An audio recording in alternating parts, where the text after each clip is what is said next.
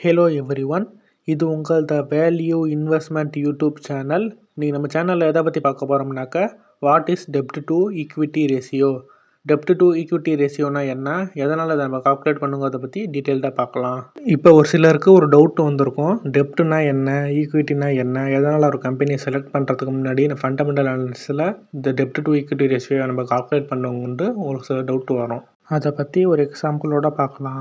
First நம்ம டெப்ட்னா என்னன்னு பார்க்கலாம். டெப்ட்னாக்கா கடன் வாங்கின அமௌண்ட்டை தான் டெப்ட்டுன்னு சொல்லுவாங்க. ஃபார் எக்ஸாம்பிள், இப்போ நீங்கள் ஒரு கம்பெனி ரன் பண்ணுறதுக்கு உங்களுக்கு 1,00,000 ருபீஸ் தேவைப்படுது. ஆனால் உங்கள் கையில் 60,000 ருபீஸ் தான் இருக்குது. பேலன்ஸ் இருக்க 40,000 ருபீஸை நீங்கள் பேங்க்கில் லோன் எடுக்கிறீங்க. அந்த லோன் எடுத்த 40,000 ருபீஸ் இருக்குது பார்த்தீங்களா, அதை தான் நம்ம டெப்ட்டுன்னு சொல்லுவோம். டெப்ட்டை நம்ம பாரோயிங்ஸ்னு சொல்லலாம். நெக்ஸ்ட்டு நம்ம ஷேர் ஹோல்டர் ஈக்விட்டினா என்னென்னு பார்க்கலாம். ஷேர் ஹோல்டர் ஈக்விட்டினாக்கா அந்த கம்பெனியோட மொத்த சொத்து மதிப்பையும் வச்சு அந்த கம்பெனியோட மொத்த கடன்களையும் அடைச்சாக்கா பேலன்ஸ் இருக்க அமௌண்ட் இருக்குது பார்த்தீங்களா, அதுதான் நம்ம ஷேர் ஹோல்டர் ஈக்விட்டின்னு சொல்கிறோம். இதுக்கு இன்னொரு ஃபார்முலாவும் இருக்குது. அந்த கம்பெனியோட கேபிட்டலையும் ரிசர்வையும் ஆட் பண்ணாக்கா இதே அமௌண்ட் தான் வரும். ஷேர் ஹோல்டர் ஈக்விட்டியை அந்த கம்பெனியோட நெட்ஒர்த்துன்னு சொல்லலாம். இப்போ உங்களுக்கு ஒரு ஐடியா கிடச்சிருக்கும், எதனால் இந்த டெப்ட் டு ஈக்விட்டி ரேஷியோ நம்ம கால்குலேட் பண்ணணுன்ட்டு. எதனாலனாக்கா அப்போ தான் அந்த கம்பெனியோட நெட்ஒர்த்தை கம்பேர் பண்ணும்போது அந்த கம்பெனியோட டெப்த் எந்த அளவுக்கு இருக்குன்னு நமக்கு தெரியும். இப்போ வாங்க டெப்ட் டு ஈக்விட்டி ரேஷியோவை எப்படி கால்குலேட் பண்ணுறாங்கன்ட்டு ஒரு லைவ் எக்ஸாம்பிளோட பார்க்கலாம். டெப்ட் டு ஈக்விட்டி ரேஷியோவோட ஃபார்முலா என்னான்னு பார்த்தீங்கன்னாக்கா, டோட்டல் டெப்ட் divided by shareholders equity. இப்போ வாங்க ஹெச்சிஎல் கம்பெனியோட பேலன்ஸ் ஷீட்டை வச்சு எப்படி டெப்ட் டு ஈக்விட்டி ரேஷியோ கால்குலேட் பண்ணுறதுன்ட்டு பார்க்கலாம்.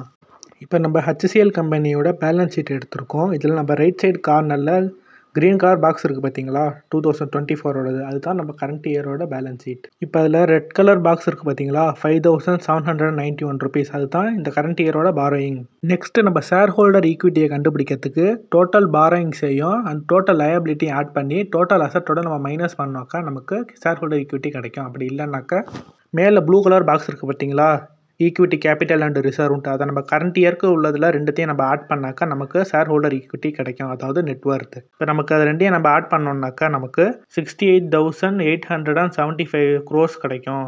இப்போ நம்ம பேலன்ஸ் ஷீட்டில் பார்த்ததில் பாரோயிங்ஸ் அதாவது டெப்த் எவ்வளோன்னு பார்த்தீங்கன்னாக்கா 5,791 crores and share holder equity எவ்வளோன்னு பார்த்தீங்கன்னாக்கா 68,875 crores. இப்போ நம்ம இந்த ஃபார்முலாவோட இம்ப்ளிமெண்ட் பண்ணோம்னாக்கா டோட்டல் டெப்த் நமக்கு எவ்வளோ கிடச்சிச்சுனாக்கா 5,791 crores and share holder equity நமக்கு எவ்வளோ கிடச்சிச்சு பார்த்தீங்கன்னாக்கா 68,875 crores. இப்போ இது ரெண்டையும் டிவைட் பண்ணாக்கா நமக்கு 0.08 வரும். அதை நம்ம பர்சன்டேஜுக்கு மாற்றினாக்கா 8% கிட்ட வரும். இன்னும் சிம்பிளாக சொல்லணுன்னாக்கா டெப்ட் டு ஈக்விட்டி ரேஷியோ எதை ரெப்ரசன்ட் பண்ணோம்னாக்கா அந்த கம்பெனியோட நெட்ஒர்த்தை விட அந்த கம்பெனியோட கடன் எத்தனை பர்சன்டேஜ் இருக்குது அப்படிங்கிறத ரெப்ரசன்ட் பண்ணோம். இன்னும் சிம்பிளாக சொல்லணுன்னாக்கா இப்போ ஹெச்சிஎல் கம்பெனிக்கு சொத்து வந்து 100 ரூபா இருக்குன்னாக்கா அதோட கடன் வந்து 8 ரூபா இருக்குது.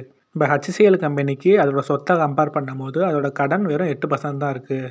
டெப்ட் டு ஈக்விட்டி ரேஷியோ 40%க்கும் கீழே இருந்தாலே அது ஓரளவுக்கு டெப்ட் ஃப்ரீ கம்பெனின்ட்டு நம்மளாட்டி ஐடென்டிஃபை பண்ண முடியும். ஃபஸ்ட்டு நீங்கள் ஒரு கம்பெனியை செலக்ட் பண்ணும்போது டெப்ட் டு ஈக்விட்டி ரேஷியோ 40%க்கும் கீழே இருக்கான்னு பாருங்கள். அண்ட் செகண்டரியாக அந்த கம்பெனியோட செக்டாரோட கம்பேர் பண்ணுங்கள். ஃபார் எக்ஸாம்பிள், நம்ம 2 ஐடி கம்பெனிஸை எடுத்துக்கொண்டு இமேஜின் பண்ணிக்கோங்க, ABC limited and XYZ limited.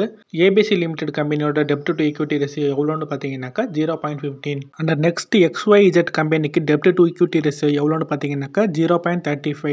இப்போ நீங்கள் இந்த 2 கம்பெனியில் எதை சூஸ் பண்ணுவீங்கன்னாக்கா கண்டிப்பாக ஏபிசி லிமிடெட் கம்பெனி தான் சூஸ் பண்ணுவீங்க. ஏன்னாக்கா ரெண்டையும் கம்பேர் பண்ணும்போது இது தான் கம்பேரிட்டிவ்லி கம்மியாக இருக்குது. இது மாதிரி டெப்ட் டு ஈக்விட்டி ரேஷியோவை கம்பேர் பண்ணும்போது 40%க்கும் கீழே இருக்கான்னு மட்டும் பார்க்காம அதோட ரிலேட்டடான செக்டார் கூட கம்பேர் பண்ணிங்கன்னாக்கா உங்களுக்கு மோர் அக்யூரசி கிடைக்கும். அவ்வளோதாங்க இந்த சின்ன வீடியோ. உங்களுக்கு இந்த வீடியோ பிடிச்சிருந்துச்சுனாக்கா லைக் பண்ணுங்கள், ஷேர் பண்ணுங்கள், கமெண்ட் பண்ணுங்கள். இது மாதிரி share market and finance related கண்டென்ட்டுக்கு மறக்காமல் நம்ம வேல்யூ இன்வெஸ்ட்மெண்ட் யூடியூப் சேனலை சப்ஸ்கிரைப் பண்ணுங்கள்.